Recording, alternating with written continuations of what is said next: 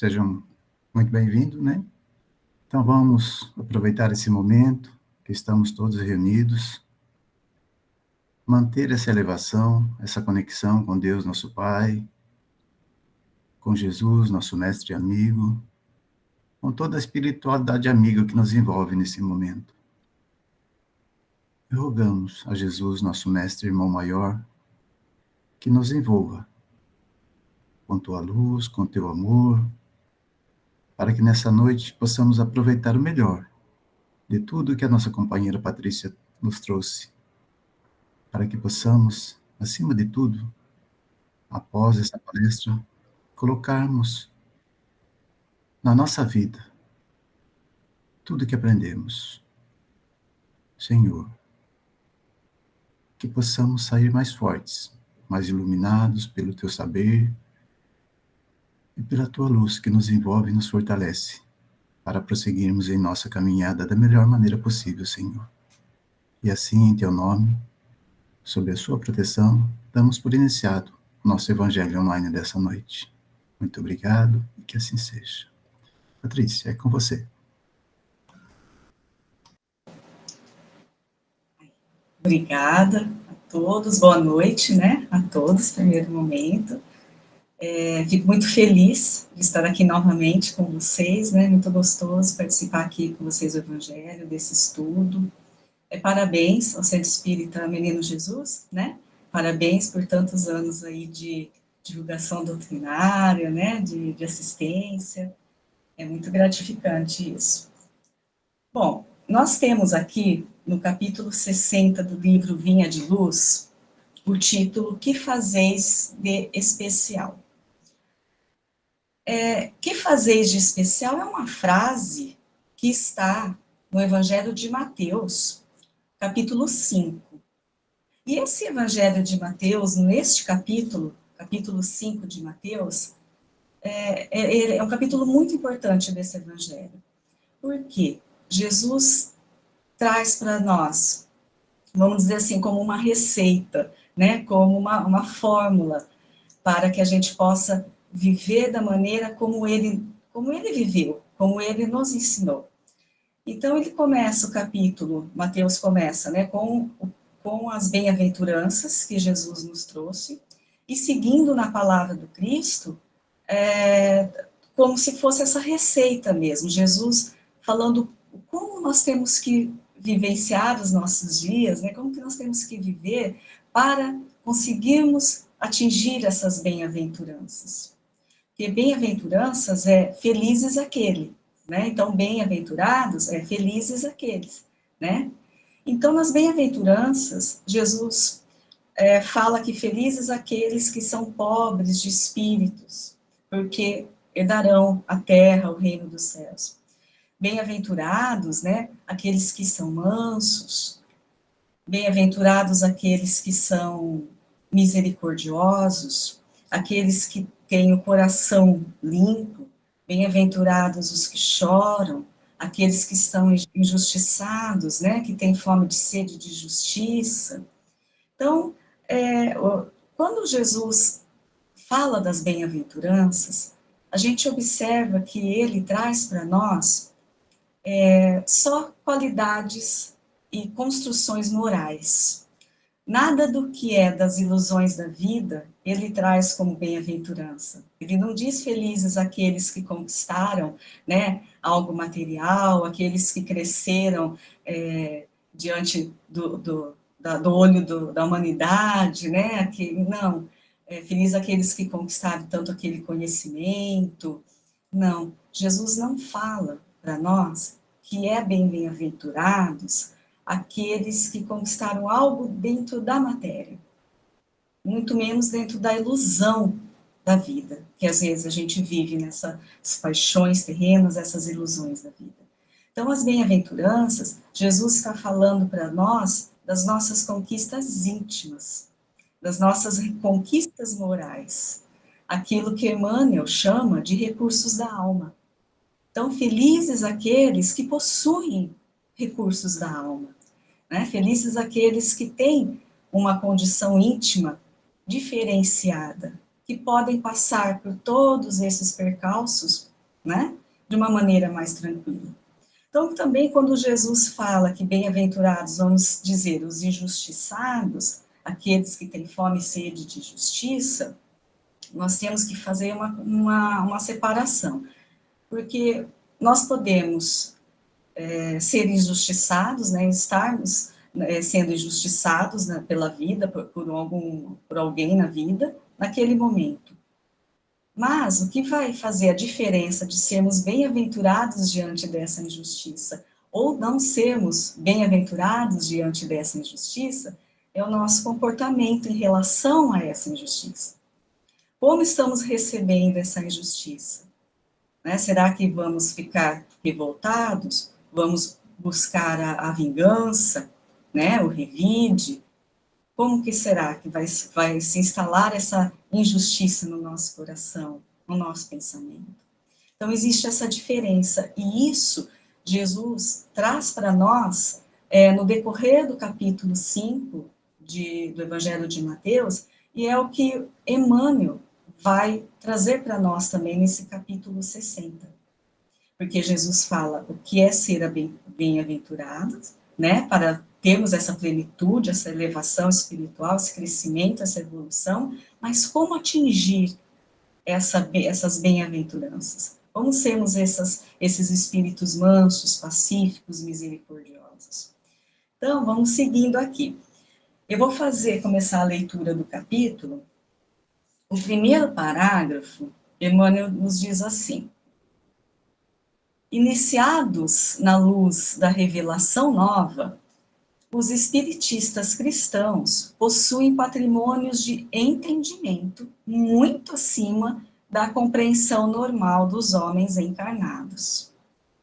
Olha, esse primeiro parágrafo do capítulo 60, Emmanuel, ele já dá aqui para nós, com toda a sutileza, né, mais incisivo que ele é, né, nos textos, ele já faz aí um puxão de orelha, né, para nós espíritas. Porque veja bem, olha o que ele fala. Ele diz que nós, espiritistas cristãos, nós temos um patrimônio maior de entendimento da revelação nova. Nós temos um patrimônio maior do que Jesus veio trazer para nós. É isso que Emmanuel está falando. Então, veja bem, Emmanuel não fala que nós temos um patrimônio maior de conhecimento. Ele fala de entendimento, que é diferente. E nós temos, se analisarmos bem, nós temos mesmo, como Emmanuel está falando. Nós temos, obviamente, como todos, o Evangelho de Jesus, né, que nos traz toda essa revelação nova que ele trouxe para nós. Mas nós temos a codificação da doutrina espírita, que nos explica todas as palavras, que nos explica os ensinamentos de Jesus. E ainda vai um pouco mais além, né? Porque ele disse que ele iria trazer o Consolador prometido numa época em que a humanidade pudesse compreender um pouco mais. E também nós temos todos os outros livros, que podemos dizer como auxiliares da doutrina, né, da codificação, principalmente da psicografia de Chico Xavier, né, de Valdo Franco, Ivone do Amaral Pereira. Então nós temos os espíritos próprio Emmanuel, André Luiz, Humberto de Campos, nós temos Leon Denis, né, um grande filósofo da doutrina espírita, e tantos outros, né. Então, realmente, nós temos à nossa mão, à nossa disposição, uma bênção, um cabedal de conhecimento que é diferenciado dos demais. Porque nos traz muitas informações, nos traz muito conhecimento. Mas Emmanuel diz que nós temos esse patrimônio maior, mas não só de conhecimento, de entendimento. Aí é que pega para nós, aí que nós temos que nos atentarmos a essa palavra de Emmanuel. Porque conhecimento, se lermos, a gente pode adquirir o conhecimento daquilo, né? Então, a gente lê muito, o espírito é conhecido como, a maioria de nós, um leitor ávido, né? Então, a gente lê bastante e a gente passa a ter o conhecimento. Mas o entendimento, ele é a interiorização desse conhecimento. Porque só conhecermos é uma coisa, mas entendermos, e indo mais além ainda, vivenciarmos, aí que faz toda a diferença. E é nesse ponto que Emmanuel está falando para nós. Ele não está falando apenas conhecimento, ele está falando entendimento da revelação nova. Então, por isso que eu brinquei e falei que é um puxão de orelha para nós, para que a gente realmente perceba, será que nós estamos só no conhecimento, ainda vago, superficial, ou será que nós já estamos buscando o entendimento, né? E, além do mais, a vivência. É isso que o texto vai falar para nós. Bom, então agora eu vou ler aqui o parágrafo seguinte, que Emmanuel diz assim: em verdade, sabem, né, nós os espíritas, sabem que a vida prossegue vitoriosa, além da morte, que se encontram na escola temporária da Terra, em favor da iluminação espiritual que lhes é necessária, que o corpo carnal é simples vestimenta a desgastar-se cada dia, que os trabalhos e desgostos do mundo são recursos educativos, que a dor é o estímulo às mais altas realizações, que a nossa colheita futura se verificará de acordo com a sementeira do agora, que a luz do Senhor clarear-nos-á os caminhos sempre que estivermos a serviço do bem, que toda oportunidade de trabalho no presente é uma bênção dos poderes divinos, que ninguém se acha na crosta do planeta em excursão de prazeres fáceis, mas sim em missão de aperfeiçoamento, que a justiça não é uma ilusão em que a verdade surpreenderá toda a gente, que a existência na esfera física é abençoada oficina de trabalho, resgate e redenção, e que os atos, palavras e pensamentos da criatura produzirão sempre os frutos que lhes dizem respeito, no campo infinito da vida. Então, efetivamente, diz Emmanuel, sabemos tudo isso. Então, realmente, nós temos esse conhecimento, né? Mesmo que seja numa superficial, mesmo que seja ainda no início. Nós temos esse conhecimento com a leitura da codificação espírita, dos livros espíritas. Nós temos esse conhecimento, nós aceitamos todos esses postulados, né, da doutrina. Agora, esse conhecimento todo, que mudança efetiva, né, isso acarreta no nosso espírito, nas nossas disposições diante da vida, na nossa forma de viver. Esse é o entendimento que o Emmanuel está falando. Então ele diz, efetivamente nós sabemos de tudo isso. Sabemos, mas e aí? O que estamos fazendo com esse conhecimento? Jesus diz para nós tudo isso no capítulo 5 de Mateus. Jesus diz para nós que nós somos a luz do mundo e que nós não podemos deixar acender uma candeia e colocar essa candeia sob o alqueire. Pelo contrário, nós temos que colocar essa chama, essa luz, no alto, para que todos da casa possam se iluminar com ela. Então, Jesus aqui está falando para nós que essa luz, ela seria o quê? Os nossos recursos morais. Aquilo que o conhecimento nos trará de entendimento e transformação íntima das nossas motivações. São, então, esses recursos morais que Jesus está falando. E quando ele diz que nós temos que colocar a candeia, né, no alto, para que essa luz ilumine a todos que estejam ali presentes, ele está falando da nossa vivência. Ele está falando das nossas atitudes, né, das nossas obras. Porque fé sem a obra, né, como ele mesmo disse, é letra morta. Então, Jesus está falando para nós que, como nós somos a luz do mundo, e aqui, obviamente, ele não está falando para os espíritas, ele está falando para a humanidade, né, para todo espírito encarnado. Né? Emmanuel está falando diretamente para nós, mas Jesus está falando para todos. Mas nós, como espíritas, nós somos essa luz do mundo. Né? Nós estamos aqui, nós somos essa luz do mundo. Por quê? Porque nós temos esse propósito divino em nós. Todos nós temos um propósito divino, nós somos criados para um propósito divino, que é a nossa iluminação.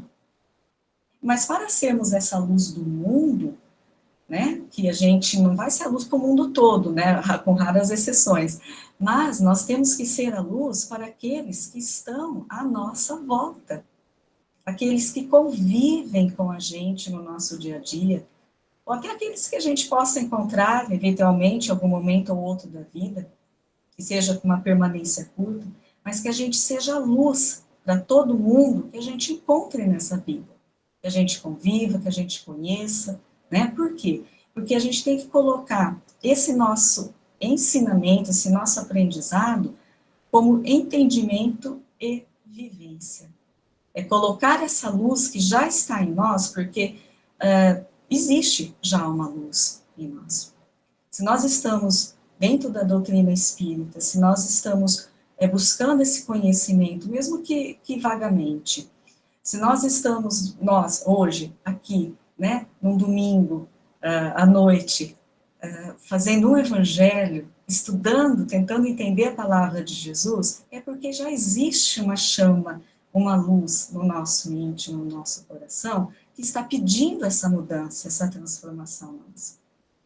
E essa chama, essa luz, mesmo que ela seja ainda fraquinha para nós, mas mesmo que ela seja ainda pequena, nós temos condições de transformá-la em obra. Em obra. Na nossa convivência com esses nossos irmãos, com os nossos semelhantes. Então é isso que Jesus está falando quando ele diz, vós sois a luz do mundo. Então que a gente transforme essa luz em obra, né, para os nossos semelhantes.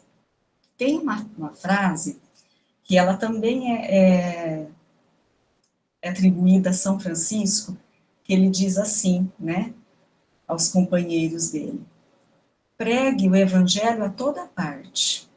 Se precisar, use as palavras. Então, olha que interessante, né? Quando a gente fala pregar o evangelho, a gente já pensa ali de ficar falando, né? Mas São Francisco diz, pregue o evangelho a toda parte, aonde você esteja, com quem você esteja, em qualquer circunstância, a gente pode pregar o evangelho, a gente pode ser essa luz, né? Nessa obra diferenciada. E se precisar, use as palavras. Então, ele está querendo dizer que o que conta mesmo é a obra. É o exemplo que a gente dá.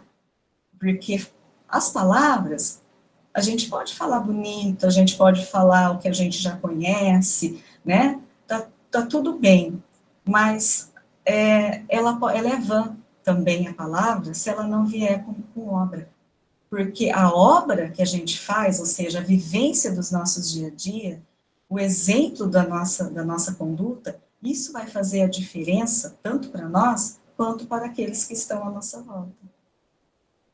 Porque às vezes a gente não escuta mesmo as pessoas falando assim, nossa, mas você fala isso e está fazendo outra coisa, né? Por quê? Porque a conduta, ela não está de acordo com aquilo que a gente está falando. E isso faz toda a diferença. Não só para quem está convivendo com a gente, mas para nós, para a nossa transformação, para a nossa evolução. Então, seguindo aqui no texto, e no Evangelho de Mateus, Jesus vai falando assim para nós, nesse capítulo 5 de Mateus: concilia-te com o teu adversário. Se baterem na tua face direita, né, você dê à esquerda, dê a outra face. Ele vai falando tudo isso para nós. Amai os vossos inimigos, né, deseje o bem àqueles que falam mal de você, àqueles que te maltratam. É pagar o mal com o bem, como Jesus sempre ensinou. Tudo isso que ele está falando aqui para nós é como se fosse essa receita de conduta para que a gente possa vir a ter essas bem-aventuranças, para sermos esses felizes aqueles que Jesus, né, fala aí no início desse capítulo. É essa nossa transformação. Porque ele diz assim no final: pois se amardes os que vos amam, que galardão tereis? Jesus fala. Ou seja, se amarmos só aqueles que são bonzinhos para nós, aqueles que concordam com a gente, aqueles que não nos criticam, né, aqueles que nos amam também, a gente amar essas pessoas é natural para nós, não precisa de esforço. Então, que recompensa eu vou ter desse amor? Esse sentido que Jesus está falando de sermos esses bem-aventurados. Né? Porque amar aqueles que nos amam, que não nos causam nenhum transtorno, é muito fácil, é muito natural. Ainda ele diz, não fazem também os publicanos o mesmo? Ou seja, os publicanos eram os cobradores de impostos, né, na época de Jesus, e que eles eram, assim, odiados, né, vamos dizer a palavra, assim, entre toda a população ali, até pelos apóstolos, até por eles. Tanto que Jesus convidou Mateus, que era um publicano, né, um cobrador de imposto, ele convidou Mateus a segui-lo. E não foi muito aceito de início por todos os outros. Por quê? Porque ele era um cobrador de impostos. Ele vivia ali separado dos demais. Né? Mas ele seguiu ali com Jesus. Então, por que Jesus fala esse exemplo dos publicanos? Por isso, porque eles eram ali, ninguém gostava deles na sociedade por conta de cobrar os impostos, né, dos romanos. Então, por isso que ele usa a figura dos publicanos. Então, ele fala assim, se vocês abominam tanto a figura dos publicanos porque cobram impostos, né, mas eles também amam aqueles que os amam. Mesma coisa que vocês. Então, que diferença há? Nenhuma. Jesus está falando para nós que a diferença há naquele que ama, ou pelo menos, se ainda não atingiu a condição do amor e do perdão, mas pelo menos respeita, pelo menos não busque a vingança, o revide, em relação àquele que nos faz mal, aquele que em algum momento nos maltrata, pode ter nos traído em algum momento, em alguma circunstância. Aí sim nós vamos mostrar a diferença. E aí sim nós vamos ser esses bem-aventurados, mansos, pacíficos, misericordiosos. Então Jesus fala dessas bem-aventuranças e depois ele vem nos dando o toque, né, principal, explicando como que a gente deve viver para realmente sermos esses felizes que Jesus está falando. Né? Então, seguindo aqui no final do capítulo, então Emmanuel fala que efetivamente nós sabemos de tudo isso que ele discorreu, né? Todos esses postulados da doutrina espírita nós conhecemos. Aí ele diz, em face, pois, de tantos conhecimentos e informações dos planos mais altos, a beneficiarem nossos círculos felizes de trabalho espiritual, é justo ouçamos a interrogação do Divino Mestre. Que fazeis mais que os outros? Então, Emmanuel começa o capítulo dizendo que nós temos um patrimônio maior de entendimento, ou nós temos a possibilidade, né, de termos esse patrimônio maior de entendimento, e o que nós estamos fazendo diferente daqueles que não conhecem. Não é? Então, isso é para a gente refletir mesmo, né? Refletir muito nisso. O que estamos fazendo, então, de diferente? Se nós temos a condição de buscar esse patrimônio de entendimento. É importante pensarmos nisso. Emmanuel nos diz que nós precisamos ter a boa vontade. A boa vontade, a vontade, ela governa a nossa mente e ela nos coloca, dependendo da vontade que temos, ela nos coloca ou no movimento da vida, no movimento desse propósito divino para nós, ou ela nos coloca na inércia. E vamos passar, então, a nossa oportunidade reencarnatória estacionado, né? Sem crescimento, sem entendimento, sem nenhuma evolução, sem eliminarmos nenhumas arestas, né, das nossas dificuldades. Para isso, nós precisamos da vontade. No livro de Leon Denis, Problema do Ser, Destino da Dor, ele diz que dentre todas as potências da alma, que ele elenca ali, umas 10 potências, ele fala que a vontade é a principal e maior delas. Porque se não tivermos a vontade, não temos, né, não atingiremos nenhuma outra potência da nossa alma. Então, nós temos que ter a vontade. Tanto que a evolução, ninguém faz por nós. Nosso crescimento espiritual, ninguém faz por nós. Nós temos que buscar esse crescimento espiritual. Aí nós temos a figura, rapidinho para finalizar, nós temos a figura de Paulo de Tarso, quando depois do encontro com Jesus, as portas de Damasco, né? Aí ele foi conhecer a palavra do Cristo, começou a compreender, muito inteligente, ele já conheceu ali a palavra do Senhor, conforme ele foi recebendo os escritos dos apóstolos. E ele queria disseminar isso daí, né? Ele era um orador, ele queria falar, pregar sobre o Evangelho de Jesus, ou a gente sabe que ele não conseguiu.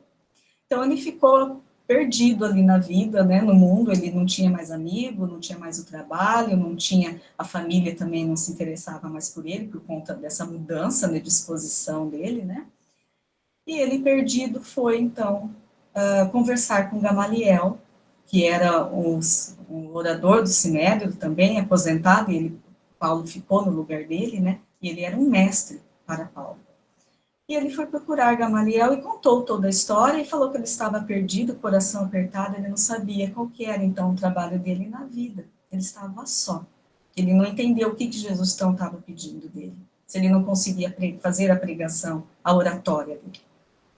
Gamaliel, então, diz que até aquele momento da vida, até ele chegar ali às portas de Damasco, ele olhava muito os erros e faltas dos outros, porque ele julgava, né? Ele era ali um inquisidor.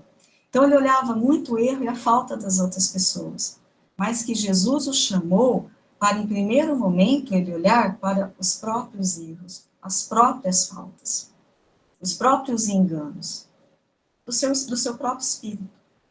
Foi então que ele foi encaminhado por Gamaliel ao deserto, e ali ele ficou 3 anos, né, com aquele casal. Depois, quando ele retornou, depurado, refletindo, aprendendo mais ainda, se transformando na intimidade, aí ele foi fazer a missão que ele teve. Mas isso é importante para nós porque ele tinha o conhecimento já. Ele já tinha o conhecimento da palavra de Jesus. Ele tinha a fé, ele já tinha. Mas ele não teve, naquele momento, o entendimento. Ele não teve o entendimento da transformação que ele precisava fazer em si próprio, né, na sua intimidade, para que ele pudesse seguir com a sua missão. E foi Gamaliel que explicou isso para ele. Então, agora ele não iria mais olhar os erros dos outros, ele iria olhar as suas próprias faltas para se transformar e ter todas essas atitudes que Jesus falou para nós no capítulo 5, né, de Mateus. Todas essas atitudes diferentes, né, que é seguir realmente aquilo que ele ensinou para nós, para nos tornarmos esses bem-aventurados e felizes. Então, eu acho que esse exemplo de Paulo, nessa passagem de Paulo, é muito importante para nós também, porque ele tinha o conhecimento, mas ele não tinha o entendimento. Então, cabe a cada um de nós a reflexão.